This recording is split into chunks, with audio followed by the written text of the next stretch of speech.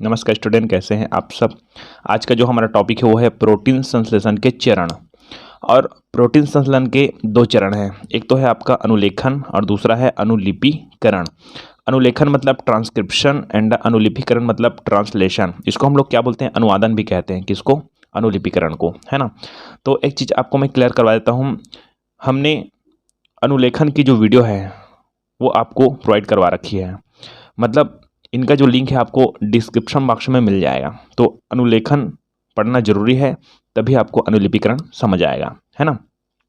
क्योंकि अनुलेखन में आपको बताया गया था कि जो डीएनए है ना, उस डीएनए में आनुवांशिक सूचना है, उसी के आधार पर हमको निर्माण करना है एमआरएनए का, है ना। मतलब सीधी बात यह है कि डीएनए की सूचना है वो संदेशवाहक आरएनए अर्थात एमआरएनए, एमआरएनए मतलब मैसेंजर आरएनए, इसी पर क्या होता है, स्थानांतरित होता है।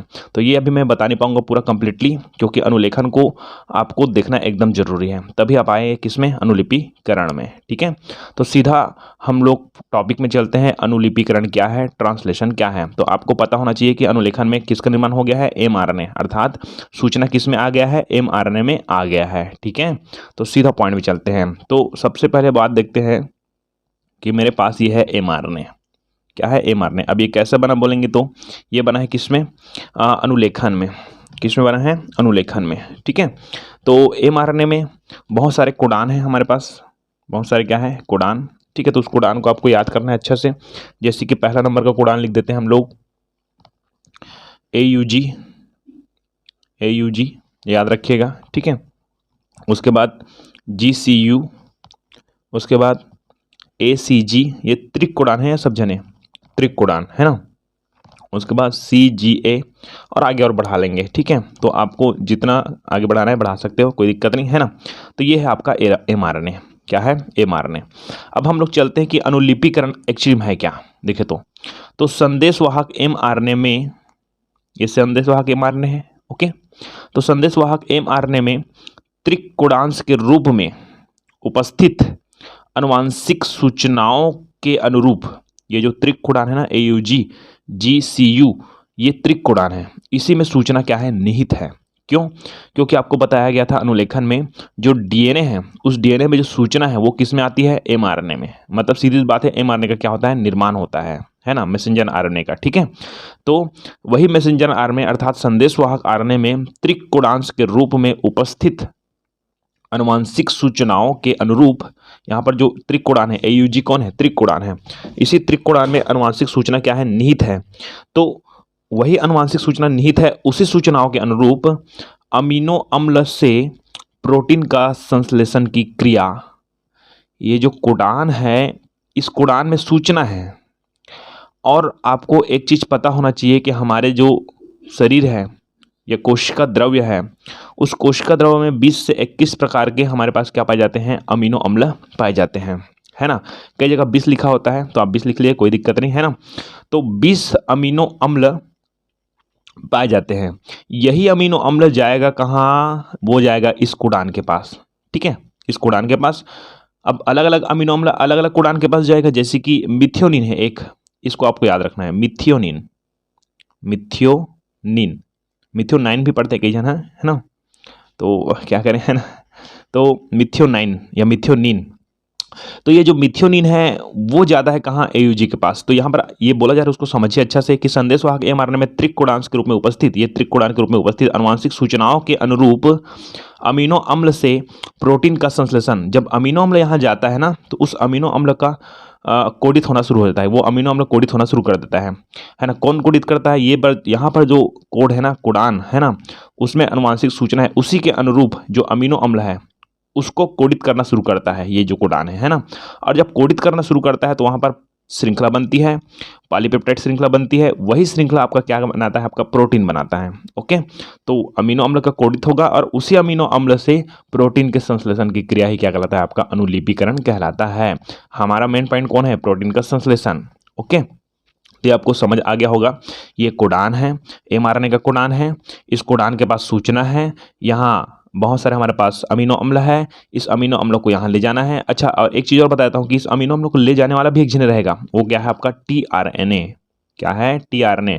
tRNA बोले तो ट्रांसफर आरएनए, ठीक है, यही ले जाएगा किसको, अमीनो अम्ल को, और यहाँ लेकर रखेगा, ठीक है, और यहाँ पर कोडित शुरू होगा। और एक चीज़ और क्लियर होना चाहिए आपको कि कोडित करते समय यहाँ पर एक जने और रहेगा, उसका नाम है राइबोसोम। क्या नाम इसका है, राइबोसोम। क्योंकि आपको पता है प्रोटीन की फैक्ट्री किसको बोलते हैं, राइबोसोम को कहते हैं। यही सबसे मेन यहाँ पर कारक है राइबोसोम, ठीक है। तो कैसे राइबोसोम आता है, कैसे कोडित होता है, और कैसे अमीनो अम्ल आता है, ये सब डिटेल हम लोग आगे पढ़ने वाले हैं, तो ध्यान सुनिए। तो सबसे पहला अनुलिपीकरण का फर्स्ट पॉइंट, संदेशवाहक आरएनए का राइबोसोम की पाली से जुड़ना। तो ये हमारे पास क्या है, संदेशवाहक आरएनए है ना, और इसी संदेशवाहक आरएनए में राइबोसोम की पाली क्या होगी, जुड़ेगी, ठीक है। तो राइबोसोम के बारे में थोड़ा जानकारी मैं देना चाहता हूं आपको, ताकि आपको अच्छे से और क्लियर हो जाए। सबसे पहले ये समझिए कि प्रोकैरियोटिक कोशिका में 70 एस प्रकार के राइबोसोम पाए जाते हैं, है ना, और यूकैरियोटिक कोशिका में 80 एस प्रकार के राइबोसोम पाए जाते हैं। ये आपको पता होगा क्योंकि हम लोग 11 में पढ़ चुके हैं। 70 एस मतलब ये अवसादन संबंधित है ना, सेडिमेंटेशन संबंधित है, ठीक है, और 80 एस, ओके। तो इस जो राइबोसोम है उसकी 2 पालियां होती हैं। जो यूकैरियोटिक कोशिका वाले जो राइबोसोम है 80 एस है, उसकी 2 पालियां होती हैं, है ना। एक तो होता है आपका 40 एस और दूसरा होता है 60 एस, ये इसको पाली बोलते हैं। एक छोटी पाली, एक कौन सी होती है, बड़ी पाली है, ठीक है। उसी तरह 70 एस लिखा हूं वो क्या है, प्रोकैरियोटिक कोशिका के लिए है ना। इनकी भी 2 पाली होती है, एक तो 30 एस, एक तो क्या होता है 50 एस। वैसे तो हम लोग यहाँ पर अलग अलग कह सकते हैं, है ना, कोई दिक्कत नहीं, ठीक है। तो 30 एस है छोटी पाली है, 50 एस क्या है, बड़ी पाली है ना। ये प्रोकैरियोटिक कोशिका के लिए, और यूकैरियोटिक कोशिका वाले के लिए क्या है, 40 एस और 60 एस। तो आपको लगेगा कि 40 और 60 कितना होता है, 100 होता है करके, ठीक है, लेकिन ये 80 एस का ये पालियां हैं, ऐसा मत समझना कि ये 40-60 मिलाकर 100 होता है करके, ठीक है ना। तो 80 एस है उसकी जो पालियां है उसका नाम है 40 एस, और क्या है 60 एस। ये छोटी पाली, ये कौन सी वाली है, बड़ी पाली है, ठीक है ना। तो देखिए ध्यान से कि संदेशवाहक आरएनए अर्थात एमआरएनए का राइबोसोम के पाली से जुड़ना, ठीक। तो चलते सीधा पॉइंट में कि सर्वप्रथम एमआरएनए के प्रथम कोडान से, ये एमआरएनए के प्रथम कोडान कौन है, एयूजी, इसको आपको याद करना है अच्छा से, ठीक है, जीसीयू एसीजी सीजीए, ओके। तो सर्वप्रथम एमआरएनए के प्रथम कोडान से राइबोसोम की छोटी उप इकाई जुड़ जाती है, राइबोसोम की छोटी उप इकाई जुड़ जाती है। तो एक आध उप इकाई को ऐसे जोड़ देते हैं, कोई बड़ी बात नहीं है। ये देखो ऐसे यहाँ पर पॉइंट बना दीजिए, और वहाँ पर आप अगर प्रोकैरियोटिक कोशिका है तो 30 एस जुड़ेगा, ठीक है, और यूकैरियोटिक कोशिका होगा तो कोई 40 एस जुड़ेगा, ठीक है ना। तो कोई दिक्कत नहीं है ना, 40 एस लिख देते हैं यहाँ पर, ओके। तो सर्वप्रथम एमआरएनए के प्रथम कोडान से राइबोसोम की छोटी पाली जुड़ जाती है, बाद में इसकी बड़ी उप इकाइयां 50 एस प्रोकैरियोटिक के लिए और 60 एस यूकैरियोटिक के लिए, ठीक है। ये लिखने की भी जरूरत नहीं है, आपको समझाने के लिए बता रहा हूं कि बाद में इसकी बड़ी उप इकाइयां भी जुड़ जाती है। पहले छोटी उप इकाइयां जुड़ी, उसके बाद क्या जुड़ेगी, बड़ी उप इकाइयां जुड़ेगी। तो हम लोग बड़ी उप इकाइयां बनाते हैं यहाँ पास, है ना। यहाँ पर छोटी उप इकाइयां को ऐसे बना सकते हैं, कोई बड़ी बात नहीं है। ये छोटी को अंदर बनाते हैं ऐसे, ठीक है, ओके।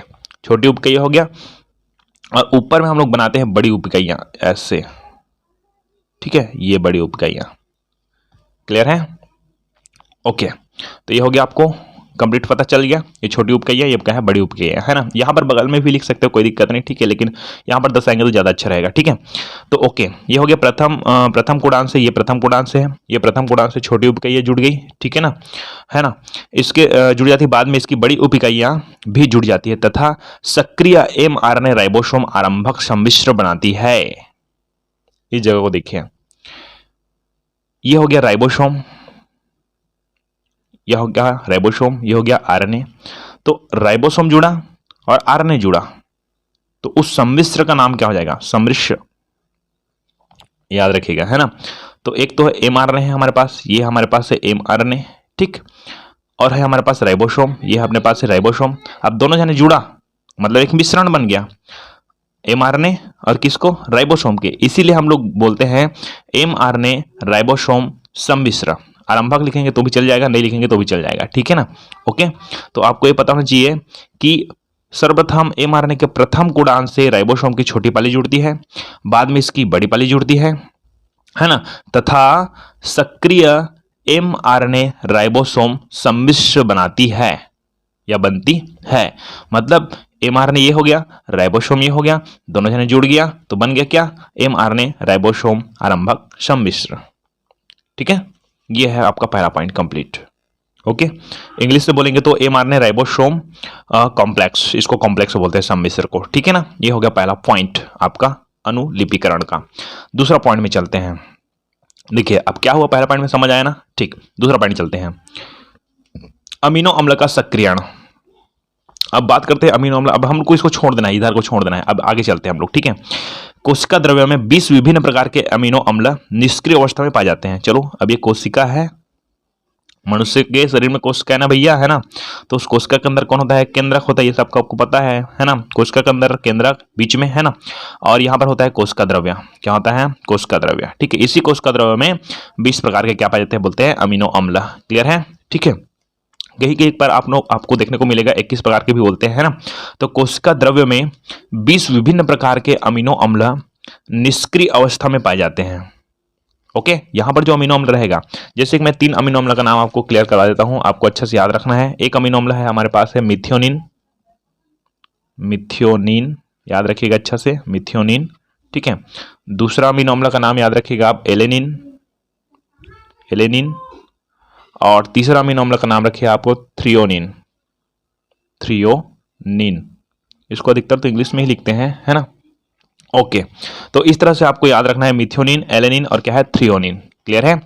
अब हमको पता है कि ये जो जितने भी अमीनो अम्ल है वो कहाँ रहते हैं, कोशिका द्रव्य में रहते हैं। ओके, तो चलते हैं पॉइंट में, है ना, कि कोशिका द्रव्य में 20 विभिन्न प्रकार के अमीनो अम्ल निष्क्रिय अवस्था में पाए जाते हैं, जो कि एटीपी के द्वारा, चलो जो कि किसके द्वारा, एटीपी, एडेनोसिन ट्राइफॉस्फेट, है ना। तो जो कि एटीपी के द्वारा amino acyl RNA synthetase enzyme की उपस्थिति में, देखिए एटीपी के द्वारा होता है और किसकी उपस्थिति में होना चाहिए, किसी के एंजाइम की उपस्थिति में होना चाहिए। तो इस एंजाइम का नाम है आरएनए सिंथेटेज। वैसे तो आरएनए सिंथेटेज लिखते हैं, बट उसके सामने अपने को डालना पड़ता है amino acyl, amino acyl RNA synthetase. ये याद रखिएगा, आपको याद रखिए आप, है ना, कि कोशिका द्रव्य में 20 विभिन्न प्रकार के अमीनो अम्ल निष्क्रिय अवस्था में पाए जाते हैं, ये तो हमने बता दिया, ठीक है। जो कि एटीपी, चलो हमारे पास क्या है, एटीपी है। ओके, जो कि एटीपी के द्वारा amino acyl RNA synthetase, amino acyl RNA synthetase, ये कौन है, ये है आपका एंजाइम। क्या है, एंजाइम। तो यहां पर मैं पूरा नाम लिखकर यहां पर केवल क्या लिख देता हूं, एंजाइम, ठीक है। ये क्या है, amino acyl RNA synthetase enzyme, synthetase enzyme, ठीक है।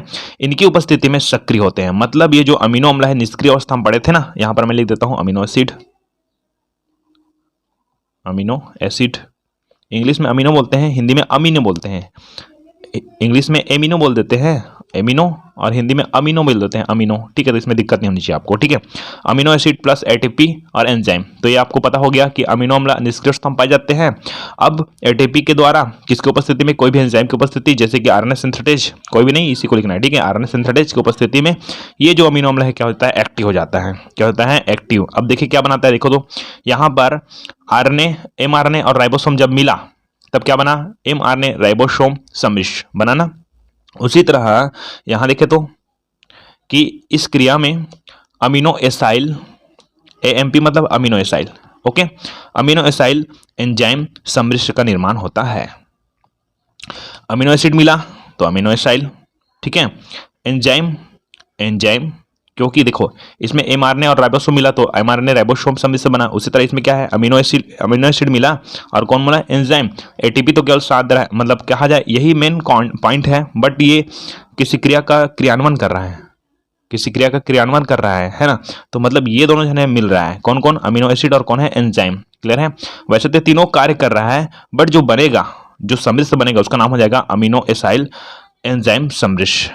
क्या है, अमीनो एसाइल एंजाइम सम्मिश्र, ठीक है। तो अमीनो एसिड, एटीपी और एंजाइम, ठीक है, इसको सक्रिय कर रहा है, किसको, अमीनो एसिड को सक्रिय करना है, किसके द्वारा, एटीपी के द्वारा, किसकी उपस्थिति में, एंजाइम की उपस्थिति में। तो बनेगा आपका अमीनो, इसको बोलते हैं एक्टिव, ए से एक्टिव, ए से और अमीनो, और ए से हो गया आपका एसिड, एक्टिव अमीनो एसिड, ठीक है। क्योंकि अब ये निष्क्रिय था, अनएक्टिव था, यहाँ पर क्या हो गया, एक्टिव, तो एक्टिव अमीनो एसिड, ठीक है। और एएमपी मतलब क्या होता है आपको पता था, amino acyl active amino acid, active amino acyl, ऐसे भी कह सकते हैं, ओके।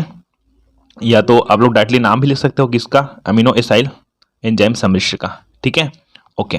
तो यहाँ पर ई भी जोड़ते हैं क्योंकि एंजाइम भी साथ में है ना। और यहाँ पर एक पीपीआई भी जोड़ते हैं, है ना। तो इसका नाम क्या होता है? पैराफॉस्फेट, पैरोफॉस्फेट। क्योंकि यहाँ पर जब जुड़ेगा तो बॉन्ड बनाए मतलब आपस में जुड़ने के लिए किसी की सहायता की जरूरत पड़ेगी, तो पीपी है ना, ठीक है। वैसे ये नहीं लिखेंगे तो भी चलेगा, लेकिन यहाँ पर डिटेल आपको लिख लेना है, ठीक है। ये जरूरी नहीं है, ठीक है, नीचे लिखने का। ओके, तो ये हो गया आपका दूसरा पॉइंट, अमीनो अम्ल का सक्रियण, है ना। ये आप में दिक्कत नहीं होनी चाहिए, अमीनो एक्टिव अमीनो एसिड है ये, ठीक है। अर्थात इसका नाम है अमीनो एक्टिव एसिड, अर्थात ये एएमपी का मतलब क्या होता है? अमीनो एसाइल होता है। क्या होता है? Amino acyl. तो एक पढ़ते हैं तब क्या पढ़ते हैं? एक्टिव अमीनो एसिड, ठीक है, या एक्टिव अमीनो एसाइल, ऐसे पढ़ देते हैं, ठीक है। क्लियर हो गया? अमीनो एक्टिव एसाइल, कोई दिक्कत नहीं होनी चाहिए। एक्टिव अमीनो एसाइल या तो एक्टिवेटेड भी बोलते हैं, देखिए दिक्कत नहीं होनी चाहिए आपको। ए से एक्टिवेटेड भी बोलते हैं अमीनो एसाइल या एसिड, ठीक है। ओके, ई से क्या है? एंजाइम। और पीपीआई क्या है? ये हमारे पास क्या है? इसको जोड़ने का एक संबंध है, ठीक है। जैसे कि पैराफॉस्फेट, पैराफॉस्फेट। वैसे तो यहाँ पर बहुत सारे बॉन्ड बनते हैं, पेप्टाइड बॉन्ड बनते हैं, उसके आधार पर मैं बताऊंगा आगे, है ना। चलिए, तो ये है अमीनो अम्ल का सक्रियण। चलिए आगे बढ़ते हैं हम लोग तीसरे नंबर में, है ना। अब हमको यहाँ पर जो आरएनए उसके पाली से राइबोसोम जुड़ गया। कौन जुड़ गया? राइबोसोम, छोटी पाली बड़ी पाली सब जुड़ गया, ठीक है। अब यहां पर कोशिका द्रव्य उसमें एक्टिव अमीनो अम्ल है, पहले निष्क्रिय अवस्था में था कोशिका द्रव्य में, बट वो बाद में क्या हो गया? एक्टिव हो गया, ठीक है। अब एक्टिव होने के बाद अब होता क्या है आगे देखो।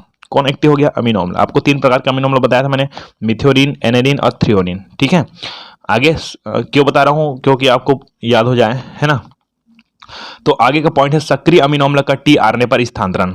क्योंकि अभी हमने अमीनो अम्ल को क्या कर दिया? सक्रिय कर दिया। मैंने नहीं किया भाई, वैज्ञानिकों ने किया होगा, है ना। ओके, तो आगे चलते हैं। सक्रिय अमीनो अम्ल का टीआरएनए पर स्थानांतरण। तो ये भैया सक्रिय हो गया, एक्टिव हो गया, फुर्ती हो गया, अभी युद्ध हम जाना है ना, ठीक है। तो इसके लिए रथ की आवश्यकता तो पड़ेगी भाई, है कि नहीं। तो सीधा ये रथ कौन है? टीआरएनए अपना, है ना। तो प्रत्येक सक्रिय अमीनो अम्ल के स्थानांतरण के लिए, इसको यहां से यहां तक ले जाना है भैया, है ना। तो प्रत्येक सक्रिय अमीनो अम्ल के स्थानांतरण के लिए विशिष्ट टीआरएनए होते हैं, विशिष्ट प्रकार के, हमारे विशिष्ट प्रकार के लिख दीजिएगा, विशिष्ट प्रकार के टीआरएनए होते हैं। वैसे तो मैंने आपको स्कूल में ये लिखवाया होगा, ठीक है, कि प्रत्येक अमीनो अम्ल के सक्रियण के लिए विशिष्ट प्रकार के एंजाइम होते हैं, है ना। और प्रत्येक सक्रिय अमीनो अम्ल के स्थानांतरण के लिए विशिष्ट प्रकार के टीआरएनए होते हैं। तो वो वाला जो ऊपर का जो पॉइंट, उसको मैं काट दें यहाँ पर, ठीक है। क्या बोला वहां पर? कि प्रत्येक अमीनो अम्ल के सक्रियण के लिए विशिष्ट प्रकार के एंजाइम होते हैं, लेकिन सक्रियण तो हम लोग इसके पीछे पढ़ चुके हैं ना, उसको लिखने की जरूरत नहीं, इसलिए मैं डायरेक्टली ये लिख रहा हूं कि प्रत्येक सक्रिय अमीनो अम्ल के स्थानांतरण के लिए विशिष्ट प्रकार के टीआरएनए होते हैं। ऊपर के पॉइंट में क्या लिखना है बोला था मैंने? प्रत्येक अमीनो अम्ल के लिए, सक्रिय नहीं, प्रत्येक अमीनो अम्ल के सक्रियण के लिए विशिष्ट प्रकार के एंजाइम होते हैं। वो पहले दूसरा नंबर पॉइंट में क्लियर हो गया है, उसको लिखने की भी जरूरत नहीं है। तो प्रत्येक सक्रिय अमीनो अम्ल, आप सक्रिय हो गया ना, सक्रिय होने के बाद प्रत्येक सक्रिय अमीनो अम्ल के स्थानांतरण के लिए विशिष्ट प्रकार के टीआरएनए होते हैं। सक्रिय अमीनो अम्ल, चलो एक सक्रिय अमीनो अम्ल लेते हैं, मिथ्योनिन। बेचारा मिथ्योनिन भी सोच रहा कितने बार लिखेगा मेरे को करके, ठीक है। तो मिथ्योनिन ये सक्रिय अमीनो अम्ल है, ठीक है। तो सक्रिय अमीनो अम्ल अमीनो टीआरएनए सिंथेटेज एंजाइम की उपस्थिति में, अब फिर एक आपको एंजाइम याद करना है, क्या नाम है? TRNA synthetase, tRNA synthetase. वैसे तो अमीनो सामने में जोड़ा जाता है, नहीं जोड़ोगे तो भी चल जाएगा, बट यहां पर जोड़ सकते हो कि amino tRNA synthetase enzyme. Okay, तो सक्रिय अमीनो अम्ल, ये सक्रिय अमीनो अम्ल है। सक्रिय अमीनो अम्ल अमीनो टीआरएनए सिंथेटेज एंजाइम की उपस्थिति में टीआरएनए से जुड़ता है। चलो यहां पर टीआरएनए है, ये रथ है जी, है ना, और यहां पर है टीआरएनए सिंथेटेज, ये एंजाइम है। इसकी उपस्थिति में ये जो अमीनो अम्ल है वो टीआरएनए से क्या हो जाता है? जुड़ जाता है। ये जुड़ गया, ठीक। अब टीआरएनए के साथ जुड़ गया कौन? अमीनो अम्ल, ठीक है। तो सक्रिय अमीनो अम्ल अमीनो टीआरएनए सिंथेटेज एंजाइम की उपस्थिति में टीआरएनए से जुड़ता है तथा अब आपको बताया था मैंने mRNA और राइबोसोम जुड़ा तो क्या बना, mRNA राइबोसोम सम्मिश्र बनाना। तो अब क्या क्या जुड़ रहा है देखो, तो tRNA जुड़ रहा है और अमीनो अम्ल जुड़ रहा है। तो क्या होगा कि अमीनो अम्ल tRNA सिंथेटिक एंजाइम की उपस्थिति में tRNA से जुड़ता है कौन, अमीनो अम्ल, क्लियर है, तथा अमीनो अम्ल tRNA सम्मिश्र बनाती है, क्योंकि किस कौन कौन जुड़ा, अमीनो अम्ल जुड़ा और कौन जुड़ा, tRNA जुड़ा, क्लियर हो गया आपको। तो इसलिए बनता है अमीनो अम्ल tRNA सम्मिश्र, अमीनो अम्ल tRNA सम्मिश्र, ठीक है। तो यहां पर मैं लिख देता हूं एक्टिव अमीनो एसिड, इसको बताया था मैंने AAMP बताया था ना आपको पिछले वीडियो में, एक्टिवेटेड अमीनो एसिड है ये, ठीक है ना। अब यही ये कोई एंजाइम की उपस्थिति में, किसकी उपस्थिति में, tRNA सिंथेटिक एंजाइम, तो यहां पर मैं एंजाइम बस लिख देता हूं, ठीक है। किसके साथ जुड़ता है, tRNA के साथ जुड़ता है, ये प्लस है ना, ठीक है, उसका दिया tRNA, ठीक है। तो ये क्या बनाएगा, ये बनाएगा आपका अमीनो अम्ल, एक्टिव अमीनो अम्ल, यहां पर लिख देता हूं AA, एक्टिव अमीनो अम्ल है ये, ठीक है, अमीनो अम्ल, ठीक है, tRNA, उसके साथ जुड़ेगा कौन, tRNA सम्मिश्र बनाएगा ये, ठीक है, कॉम्प्लेक्स, ठीक है, अमीनो एसिड tRNA कॉम्प्लेक्स, ठीक है। एंजाइम को बाहर लिखना है, लिख देना, कोई दिक्कत नहीं, ठीक है, इतना है ये कंप्लीट, ठीक है। अब आगे हम लोग बढ़ते हैं चौथा नंबर के पॉइंट में।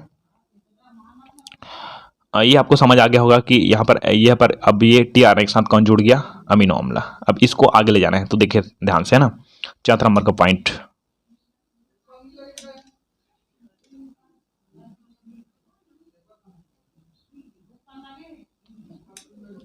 चलो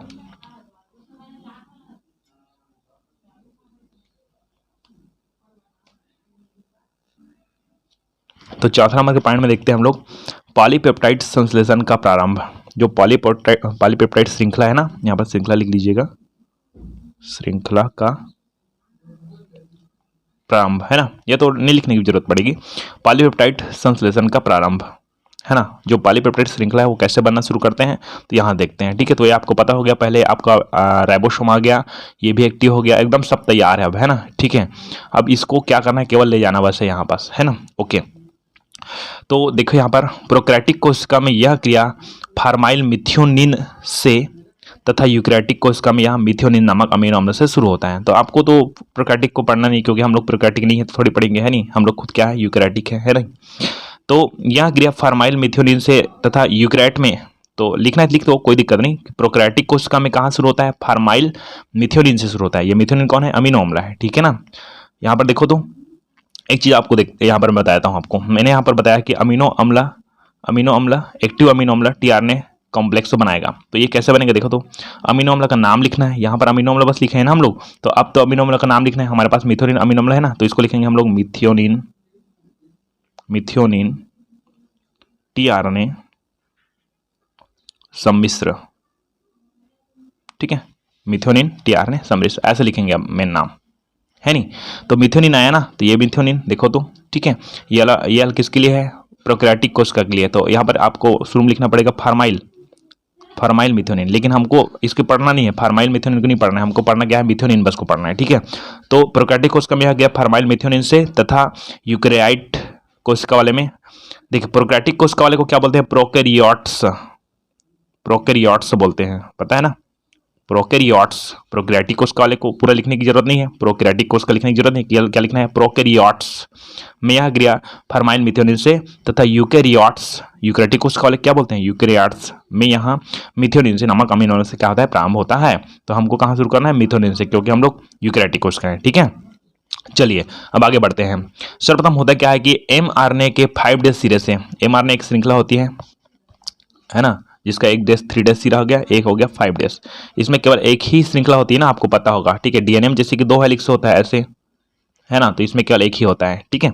चलिए तो mRNA के 5 डेज सिरे से या सीड्स से AUG, ये वाला AUG है, कौन है, AUG, क्लियर है। और कभी कभी यहाँ पर सामने में GUG भी होता है, यहाँ पर लिख देना, कभी कभी मेरे दिल में। चलो तो कभी कभी क्या होता है, GUG, कभी कभी बात है, लेकिन हमेशा कौन रहेगा, AUG। तो आपको ये याद होना चाहिए कि AUG कौन है, ये AUG है आपका प्रारंभिक कोडान, ठीक है, कौन सा कोडान? प्रारंभिक कोडान। कभी कभी GUG, तो आपको क्वेश्चन आ गया कि 2 प्रारंभिक कोडान का नाम लिखिए, तो इस दोनों को लिख देना, ठीक है। ओके, तो mRNA के 5 शीर्ष से AUG कोडान से प्रोटीन संश्लेषण आरंभ होता है, यही से प्रारंभ होता है ना, ठीक है। अब यहां शुरू करते हैं, कैसे होता है देखें। इस कोडान से मिथ्योनिन युक्त टीआरएनए, ये टीआरएनए किसके साथ जुड़ गया है? मिथ्योनिन, तो मिथ्योनिन युक्त टीआरएनए, तो मिथ्योनिन युक्त टीआरएनए अपने एंटीकोडान के जरिए जुड़ जाते हैं। तो इस देखिए एंटीकोडान, देखिए यहाँ पर आपको ये पता होना चाहिए कि एडेनिन के साथ थायमिन जुड़ता है, और साइटोसिन के साथ कौन जुड़ता है? ग्वानिन जुड़ता है ना, और एडेनिन के साथ यूरेसिल जुड़ता है, ये तो आपको पता ही है, ठीक है नहीं। तो क्या होता है कि ये हो गया उसका कोड, क्या हो गया? कोड। जैसे कि मैं बताता हूँ, एडेनिन, यूरेसिल, साइटोसिन, ग्वानिन, ये हो गया कोड इधर का, है ना।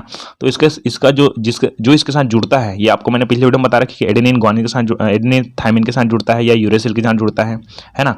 और यूरेसिल है एडेनिन के साथ जुड़ता है, साइटोसिन है ग्वानिन के साथ जुड़ता है, ग्वानिन क्या है? साइटोसिन का। ये सब एक थ्योरी है, इसको आपको पता नहीं तो कमेंट कर सकते हो, ठीक है। तो एडेनिन किसके साथ? थायमिन के साथ जुड़ता है, ठीक है, या तो क्या किसके साथ जुड़ता है? यूरेसिल के साथ जुड़ता है। थायमिन और यूरेसिल कॉमन नहीं रहता है ना, ये थायमिन है वो डीएनए में रहता है, यूरेसिल किस में रहता है? आरएनए में रहता है ना। तो हम अभी बात करेंगे तो यूरेसिल की बात करेंगे, ठीक है। एडेनिन यूरेसिल के साथ, और यूरेसिल किसके साथ? एडेनिन के साथ, है ना। साइटोसिन किसके साथ? ग्वानिन के साथ। ग्वानिन, तो ग्वानिन किसके साथ? साइटोसिन के साथ। ओके, ये आपको पता होना चाहिए, ठीक है। तो ये आपको पता होना चाहिए, है ना। चलिए, तो अब बोलेंगे ये आपका मान लिया कोडान है, तो ये उसका क्या हो गया? एंटी कोडान हो गया। समझ आ गया एंटी कोडान का मतलब, ठीक। तो यहां पर देखें कि mRNA के 5 शीर्ष से AUG कोडान से प्रोटीन संश्लेषण प्रारंभ हो जाता है, यहां से प्रारंभ हो जाता है। अभी गया नहीं है ना, जाएगा तभी प्रारंभ होगा, ये जाएगा तब प्रारंभ होगा, ऐसा नहीं कि ये शुरू कर देगा, ठीक है ना। संश्लेषण आरंभ होता है, तथा इसी कोडान से, इस कोडान से, ठीक है, मिथ्योनिन युक्त टीआरएनए अपने एंटी कोडान UAC, देखिए AUG हमारे पास, कोडान कौन है? AUG, तो इसका एक किसके साथ जुड़ता है? यूरेसिल के साथ। यू किसके साथ जुड़ता है? डबल बॉन्ड ना, एडेनिन के साथ। और ग्वानिन किसके साथ जुड़ेगा? साइटोसिन के साथ। तो देखो, तो यहाँ पर यू लिख दिया मैंने, ए, यहाँ पर ए, यहाँ पर सी, यहाँ पर सी। ओके, तो ये हो गया एंटी कोडान, ये हो गया आपका कोडान, है ना। तो इसी कोडान से मिथ्योनिन युक्त टीआरएनए अपने एंटी कोडान के जरिए जुड़ जाते हैं। तो ये AUG के जरिए क्या हो जाएगा? ये टीआरएनए मिथ्योनिन यहाँ पर क्या हो जाएगा? जुड़ जाएगा। चलो यहाँ पर जोड़ देते हैं किसको? ये है आपका टीआरएनए, और यहीं पर है आपका मिथ्योनिन, ये वाले में ना, ये वाला नहीं जोड़ना है, ये वाला दूसरा में आएगा, ठीक है। ओके, है ना, तथा प्रोटीन संश्लेषण प्रारंभ हो जाता है, ठीक है। यही शुरू हो गया, प्रारंभ हो गया, ये आ गया, ठीक है। कौन आ गया भाई? टीआरएनए पकड़ के ले गया, किसको आ गया? मिथ्योनिन को आ गया, यहाँ पर शुरू हो गया। अब मिथ्योनिन का कोडिंग करना शुरू कर देगा कौन? AUG, और प्रोटीन बनना शुरू हो जाएगा। तो यहाँ पर श्रृंखला बनना शुरू हो जाएगा ऐसा, ठीक है। प्रोटीन की श्रृंखला है, अभी पूर्ण होता है, प्रोटीन नहीं बना है, लेकिन यहाँ पर श्रृंखला प्रारंभ हो जाता है, ठीक। तो ये हो गया चौथा नंबर का पॉइंट। चलिए, 5वां नंबर का पॉइंट वो है पॉलीपेप्टाइड श्रृंखला का दीर्घीकरण। अब जो पॉलीपेप्टाइड श्रृंखला बना है ना, मैंने आपको बताया था शुरू में, यहाँ पर श्रृंखला बनना शुरू हो गया है, तो पॉलीपेप्टाइड श्रृंखला है ना। अब उसी पॉलीपेप्टाइड श्रृंखला का क्या करेंगे हम लोग? दीर्घीकरण करेंगे, है ना। तो आपको ये पता होना चाहिए। तो शुरू में मैंने बताया था ये mRNA, इसको मैं बार बार लिखना पड़ता है मुझे, है ना। AUG और GCU और क्या है? ACG और CGA। ओके, ठीक है, ये हो गया। और यहाँ पर कौन जुड़ा है? राइबोसोम, ये तो मैंने बताया था आपको, ठीक है। छोटी पाली को बार बार लिखने की जरूरत नहीं है, तब इस लिख देते हैं, कोई दिक्कत नहीं। बड़ी पाली है, छोटी पाली है, ठीक है। ओके, और क्या है यहाँ बस? टीआरएनए किसके साथ? मिथ्योनिन के साथ,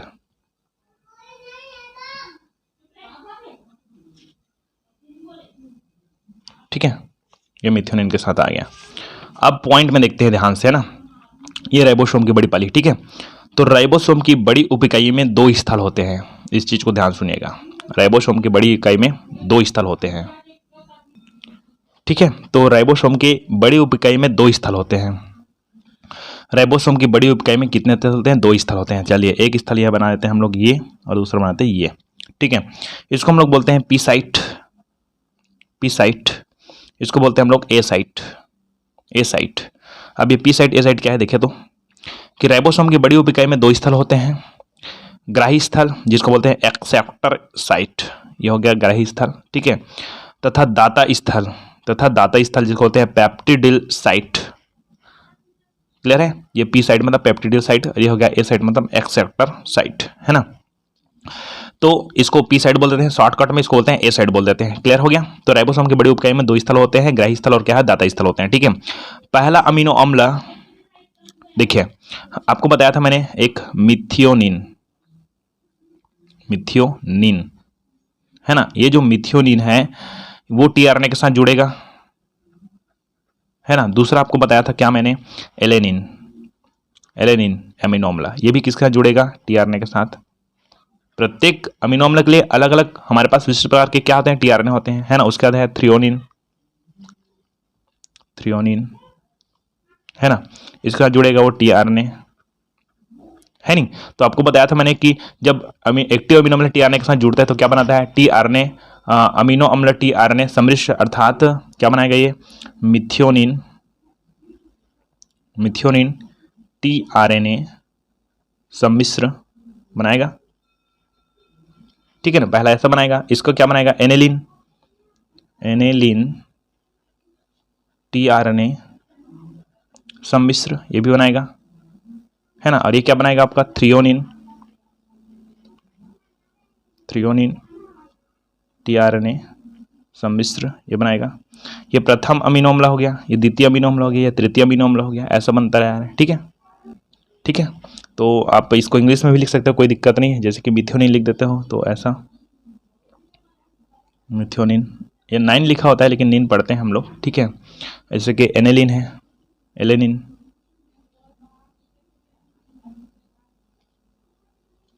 अच्छा ये लड़का का इधर रहेगा एलेनिन, ठीक है। तो ये हो जाएगा आपका एलेनिन, ठीक है। ये हो गया, ये थ्रियोनिन हो जाएगा, ये है ना,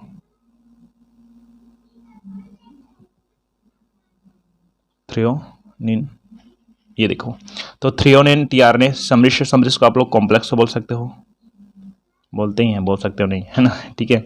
तो threonine tRNA complex, sorry alanine tRNA सम्मिश्र और थ्रियोनिन टीआरएनए सम्मिश्र, ऐसा सब है, ठीक है। तो देखो यहाँ पर कि पहला अमीनो अम्ल टीआरएनए सम्मिश्र, ये देखो इसको क्या बोले हम लोग, मिथियोनिन टीआरएनए सम्मिश्र बोले ना, तो ये प्रथम हो गया, तो इसको बोलेंगे पहला या प्रथम अमीनो अम्ल टीआरएनए सम्मिश्र। क्लियर हो गया। मिथियोनिन टीआरएनए सम्मिश्र का दूसरा नाम क्या है भाई, मिथियोनिन प्रथम है तो इसको क्या बोलेंगे, प्रथम अमीनो अम्ल कौन है, मिथियोनिन है, ठीक। तो प्रथम अमीनो अम्ल मिथियोनिन, है ना। टीआरएनए सम्मिश्र, ओके। तो प्रथम अमीनो अम्ल टीआरएनए सम्मिश्र पी स्थल से जुड़ता है। क्लियर हो गया। तो वो तो मैंने शुरू में बताया था आपको, ये टीआरएनए के साथ पकड़, यानी कि इसको पकड़ के जाएगा मिथियोनिन को, और यहाँ पर जुड़ेगा पी साइड पर जुड़ेगा। तो आपको पता होना चाहिए कि यहाँ पर कौन आ गया, मिथियोनिन आ गया, किसके साथ, टीआरएनए के साथ। मैं यहाँ पर लिख देता हूँ, टीआरएनए के साथ कौन है, मिथियोनिन है, मैं बस लिख देता हूँ यहाँ पर, ठीक, आप समझ जाओ, है ना। तो ये हो गया, ठीक। पहला अमीनो अम्ल टीआरएनए सम्मिश्र है, वह पी स्थल से जुड़ता है, तथा द्वितीय अमीनो अम्ल, अब धीरे धीरे पीछे पीछे कौन आ रहा है, ये द्वितीय अमीनो कौन है, एनेलिन टीआरएनए सम्मिश्र, ठीक है। तथा द्वितीय अमीनो अम्ल टीआरएनए सम्मिश्र, इसका नाम भी है द्वितीय अम्ल टीआरएनए सम्मिश्र। तो द्वितीय अमीनो अम्ल टीआरएनए सम्मिश्र अर्थात एनेलिन, यहाँ पर मैं मिथियोनिन कोष्टक में लिख दिया हूं ना मैं, प्रथम अमीनो अम्ल टीआरएनए सम्मिश्र मतलब कौन, मिथियोनिन, है ना, पी स्थल से जुड़ता है, तथा द्वितीय अमीनो अम्ल टीआरएनए सम्मिश्र है जो एलेनिन है, ठीक है, वो राइबोसोम के ग्राही स्थल से जुड़ता है, ठीक है। ग्राही स्थल मतलब कौन, ये एक्सेप्टर स्थल, तो ये यहाँ कर जुड़ता है कौन, टीआरएनए कौन है, एलेनिन, यहाँ पर एलेनिन टीआरएनए सम्मिश्र, ठीक है, ये यहां पर आकर जुड़ता है। ये पहले ये आता है, उसके बाद ये आता है धीरे धीरे, है ना। ये पहले आएगा ना, ये वाला पहले आएगा ना, तो ये वाला स्थान खाली रहता है, तो वहां पर आकर कौन जुड़ता है, ये जुड़ जाता है, ठीक, ओके। अब ये वाला पहले कोडान से संबद्ध हो गया और ये वाला दूसरे कोडान से संबद्ध हो गया, ठीक। तो द्वितीय अमीनो अम्ल टीआरएनए सम्मिश्र है, वो एनेलिन है, वहां राइबोसोम के ग्राही स्थल से आकर जुड़ जाता है, वह एमआरएनए के दूसरे कोडान से बंधित हो जाता है। देखो ये वाला दूसरे कोडान से कौन, टीआरएनए सम्मिश्र है, वो कौन सा टीआरएनए, एलेनिन टीआरएनए सम्मिश्र, एलेनिन ट्रियान सम्मिश्र वो दूसरे कोडान से संबद्ध हो जाता है, और मिथ्योनिन ट्रियान सम्मिश्र वो पैथम कोडान से संबद्ध हो जाता है, अर्थात बंधित हो जाता है। ठीक है, तो इसी को बोला गया है कि ए मारने के दूसरे कोडान से बंधित हो जाता है। ठीक है, ये आने के बाद, है ना, ये वाला पहले कोडान से, है ना। अब देखिए पेप्टाइड स्थल पर, पी साइड मतलब ये पेप्टिडिल स्थल, ठीक है ना। तो पेप्टाइड स्थल पर पहले अमीनो अम्ल के, ये देखो ये पहले अमीनो अम्ल है। चलो एक चीज और बताता हूं आपको, इस जगह को समझिए। कोई भी अमीनो एसिड है हमारे पास, कोई भी क्या है हमारे पास है अमीनो एसिड, तो आपको ये पता होना चाहिए कि एक अमीनो एसिड में अमीनो समूह होता है NH2, और उसमें एक कार्बोक्सिलिक समूह होता है। क्या होता है? कार्बोक्सिलिक। इसका मैं पूरा संरचना नहीं बना रहा हूँ, बस इतना बता रहा हूँ आपको कि ये मान लो जाए एक अमीनो अम्ल है, इसको हम लोग केमिस्ट्री में पढ़ेंगे। ये एक अमीनो अम्ल है, इस अमीनो अम्ल में कोई भी अमीनो अम्ल है उसमें एक अमीनो समूह रहेगा और एक क्या है कार्बोक्सिलिक समूह रहेगा। उसी तरह ये दूसरा नंबर का अमीनो अम्ल है, उसमें भी क्या रहेगा अमीनो समूह रहेगा, और कौन रहेगा कार्बोक्सिलिक समूह रहेगा। ठीक है, तो आप देखिए कि ये इसको इसके साथ जुड़ना है, इनको इसके साथ क्या होना है जुड़ना है मान लो जाए। ठीक है, तो ये वाला भाग कहाँ जाकर जुड़ेगा, यहाँ जाकर जुड़ेगा मान लो जाए, तो क्या बनेगा NH2 CH2 CH ऐसे जुड़ेगा, ऐसा नहीं। तो आप देखे होंगे कि रेलगाड़ी का जो डब्बा है मान जाए, ये पहला डब्बा है, ये दूसरा डब्बा है, ये तीसरा डब्बा है, और मेरे पास चौथा डब्बा है, और पांचवा डब्बा है, और ये छठवां डब्बा है ही नहीं। तो मैं इसको कहाँ जोड़ूंगा भाई, मैं यहाँ सामने में नहीं जोड़ सकता या ऊपर नहीं जोड़ सकता, मैं कहाँ जोड़ूंगा इस चौथे को तीसरे में जोड़ूंगा। ठीक है, तो ये देखो, तो ये चौथा, ये पांचवा, और ये छठवां, ऐसे जुड़ेगा। तो ये NH2 है, CH है, तो NH2 से नहीं जुड़ेगा, CH से नहीं जुड़ेगा। ठीक है, तो NH2 है वो इनके साथ जुड़ेगा, पीछे में जुड़ेगा ऐसे NH2 और CH है ना, समझ आया ना। जैसे कि मेरे पास एक बताता हूँ, एक डब्बा 1 है, दूसरा डब्बा 2 है, तीसरा डब्बा क्या है 3 है ना। और मेरे पास फिर पहला डब्बा 1 है, दूसरा डब्बा 2 है, और तीसरा डब्बा क्या है 3 है। तो मेरे को 1 2 3 वाले को 1 2 3 वाले से जोड़ना है, तो कैसे जोड़ूंगा मैं? 1 को 1 से नहीं जोड़ूंगा, 2 से नहीं जोड़ूंगा, 3 को 3 से नहीं जोड़ूंगा। ठीक है, मैं क्या करूंगा 1 को 3 से जोड़ूंगा, मैं 1 को किससे जोड़ूंगा मैं 3 से, और 2 को यहाँ पर रखूंगा, और 3 को यहाँ पर रखूंगा। ठीक है, तो ये पहले है, उसके बाद ये है। तो देखो, तो 3 से कौन जुड़ा? 1 जुड़ा। 3 से कौन जुड़ा? 1, मतलब लास्ट वाले से पहले वाला जुड़ गया।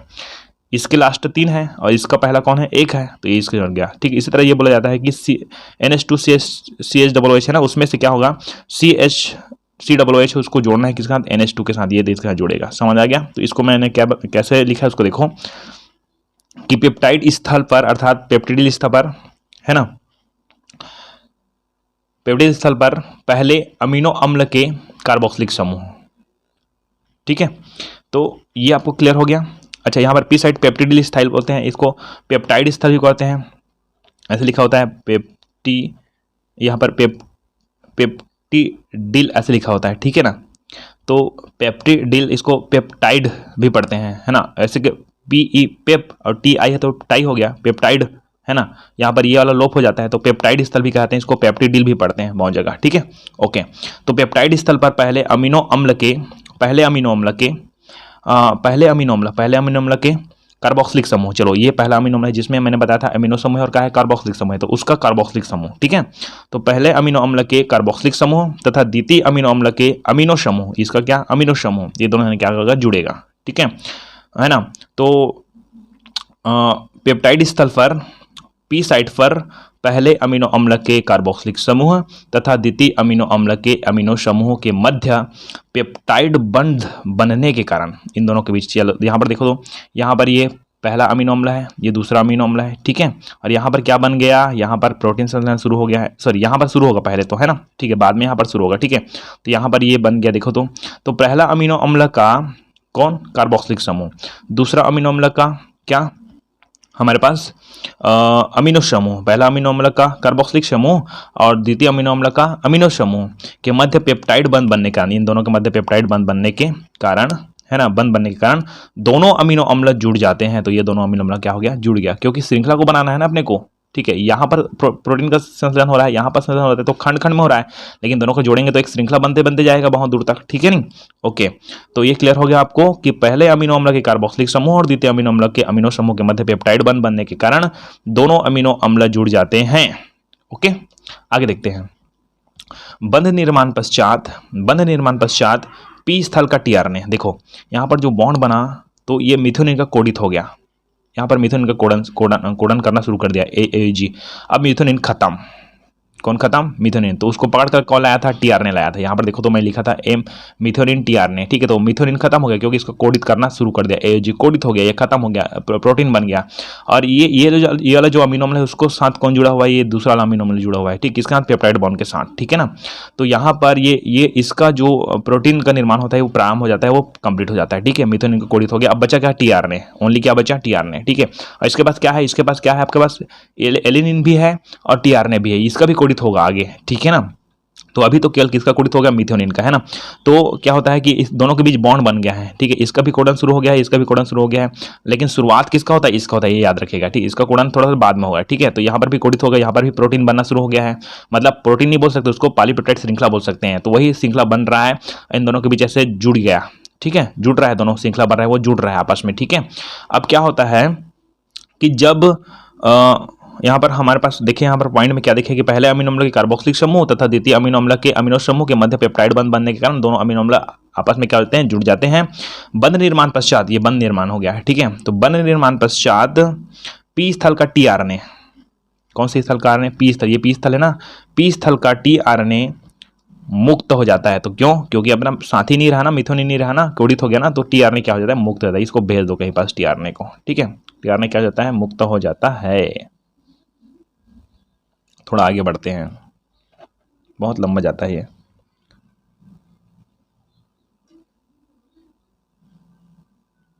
हाँ, तो बंध निर्माण पश्चात पी स्थल का टीआरएनए मुक्त हो जाता है तथा पॉलीपेप्टाइड श्रृंखला, यहां पर जो श्रृंखला बना हुआ है ना, अरे यार नीचे करना पड़ेगा मेरे को, अच्छा चलो ये चित्र का मैं नीचे बना देता हूं क्योंकि दिक्कत हो सकती है ना बिना चित्र के। ऐसे मैंने बनाया था, ये राइबोसोम है ना, ये हो गया आपका बड़ा पी साइट, ये हो गया ए साइट, है ना।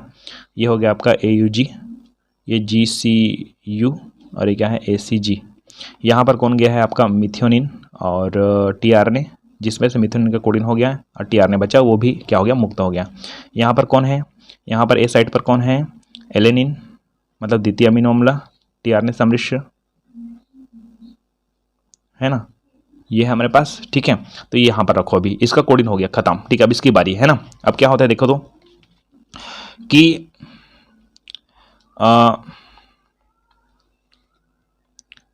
बंध निर्माण पश्चात पी स्थल का टीआरएनए मुक्त हो जाता है, हो गया कंप्लीट, ठीक है। तथा पॉलीपेप्टाइड श्रृंखला ए स्थान पर स्थित, यहां पर जो श्रृंखला बना है इसके निर्माण से यहाँ पर पॉलीपेप्टाइड श्रृंखला बना है, यहाँ पर पॉलीपेप्टाइड श्रृंखला है, दोनों में बॉन्ड से जुड़ा हुआ है, ठीक है, ऐसे जुड़ा हुआ है, ठीक है ना। तो यहाँ पर श्रृंखला बना हुआ है ना। AUG स्थल पर भी श्रृंखला है और यहाँ पर भी श्रृंखला है, ठीक है। अब क्या होता क्या है कि पॉलीपेप्टाइड श्रृंखला, ये जो पॉलीपेप्टाइड श्रृंखला है वो पॉलीपेप्टाइड श्रृंखला ए स्थान पर स्थित, ये ए स्थान है, उस ए स्थान पर कौन स्थित है? टीआरएनए सम्मिश्र, एलेनिन भी है और टीआरएनए क्या है? सम्मिश्र, मतलब सीधी बात टीआरएनए है। तो पॉलीपेप्टाइड श्रृंखला ए स्थल पर स्थित टीआरएनए को स्थानांतरित कर दी जाती है। अब इसको अपने को क्या करना पड़ेगा? स्थानांतरित करना पड़ेगा। इस जगह को समझने में थोड़ा दिक्कत होती है, ध्यान से समझना है, ठीक है। कि पॉलीपेप्टाइड श्रृंखला ए स्थान पर स्थित, पॉलीपेप्टाइड श्रृंखला ए स्थान पर स्थित किसको? टीआरएनए को, है ना, टीआरएनए को स्थानांतरित कर दी जाती है। वह राइबोसोम mRNA पर एक कोडान आगे बढ़ जाता है। इस जगह को थोड़ा क्लियर करना है आपको, समझना। ये mRNA है, इसको मैंने यहाँ पर ये बना रखी है, देखो तो एक छोटा सा पॉइंट, ये अपने पास है राइबोसोम, ये पी साइट और ये ए साइट, है ना। पी साइट है AUG से संबंधित है, ए साइट किस संबंधित है? GCU संबंधित है ना। अब मेरे पास इस स्थान पर कौन है? एनेलिन टीआरएनए सम्मिश्र है और यहाँ पर मेरे पास क्या है? पॉलीपेप्टाइड श्रृंखला है। तो ये श्रृंखला सहित टीआरएनए वो स्थानांतरित कर दी जाती है, ऐसा बोला जा रहा है। पॉलीपेप्टाइड श्रृंखला सहित, है ना, ए स्थल पर स्थित टीआरएनए को स्थानांतरित कर दी जाती है, मतलब टीआरएनए को स्थानांतरित कर जाएगी। अभी टीआरएनए कौन से स्थान पर है? ए स्थल पर है, उसको स्थानांतरित करना है। तो कौन से स्थल पर करना है अपने को? पी स्थल पर, है ना। तो आपको माइंड में ये चलेगा कि ये यहाँ से स्थानांतरित होकर जो टीआरएनए है, एलेनिन टीआरएनए सम्मिश्र है, वो स्थानांतरित होकर यहाँ पर पी पर आएगा, यही जब बात बोला जा रहा है कि पी पर आएगा। लेकिन होता एक्चुअली में क्या है कि ये जो राइबोसोम है यही क्या हो जाता है, ऐसे यहाँ से यहाँ आ जाता है ऐसे, ठीक है। इसको ध्यान से देखिएगा, है ना। मैंने क्या बनाया आपको, ये जहाँ पर बनाया है वो कौन है, एलेनिन टी आरएनए सम्मिश्र है। कौन है, एलेनिन टी आरएनए यहाँ पास है, ठीक है। और यहाँ पर अपने पास कौन है, मिथ्योनिन वाला है टीआरएनए है। इसमें टीआरएनए तो खत्म हो गया, कोई दिक्कत नहीं, ठीक है। तो ये वाला बिंदु दिख रहा है ना, ये बिंदु कहाँ पास है, ए में पास है, ए स्थल पर है।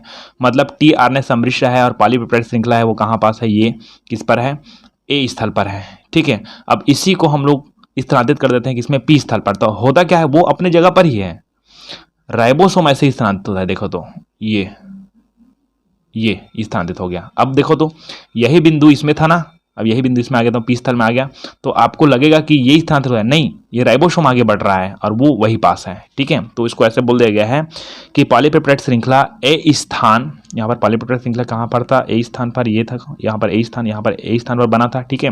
वैसे तो पी स्थान पर ही बना था, है ना। अब दोनों जुड़ गया, दोनों क्या हो गया, जुड़ गया, लेकिन ये वाला तो काम खत्म हो गया ना इधर का, ठीक है। अब इधर देखे तो इधर हमारे पास क्या है, टीआरएनए सम्मिश्र है, एलेनिन है ना। तो यही क्या करता है देखो तो पॉलीपेप्टाइड श्रृंखला ए स्थान पर स्थित टीआरएनए को, ये जो पॉलीपेप्टाइड श्रृंखला है ना, वहाँ ये जो पॉलीपेप्टाइड श्रृंखला है वहाँ ए स्थल पर स्थित कौन है, टीआरएनए को, उस टीआरएनए को स्थानांतरित कर दी जाती है, ठीक है।